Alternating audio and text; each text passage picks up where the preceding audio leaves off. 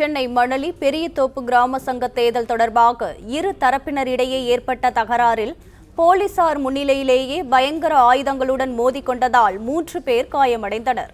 இது தொடர்பாக எமது செய்தியாளர் செல்வம் வழங்க கேட்கலாம். செல்வம், வணக்கம். விவரங்களை பதிவு செய்யலாம்.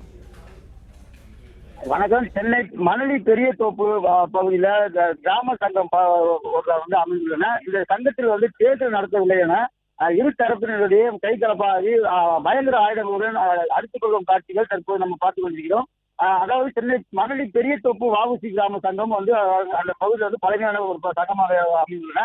இந்த சங்கத்தில் கடந்த சில ஆண்டுகளுக்கு முன்பு இந்த சங்கத்தில் இருந்து ஒரு பிரிவினர் அறக்கட்டளை ஆரம்பித்து அதன் மூலம் செயல்படுத்துவதாக கூறப்படுகின்றன.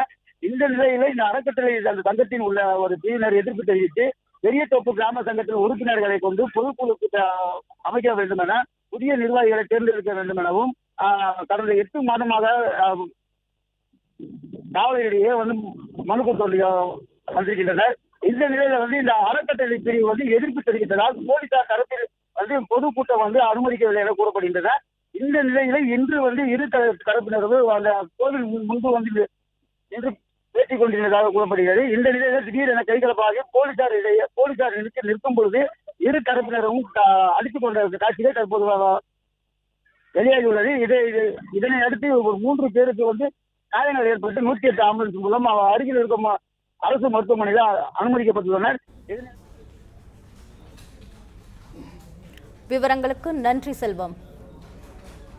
பிளே ஸ்டோர் மற்றும் ஆப் ஸ்டோரில் இருந்து பாலிமர் செயலியை QR கோடு மூலம் பதிவிறக்கம் செய்யுங்கள். செய்திகளை உடனுக்குடன் பெறுங்கள்.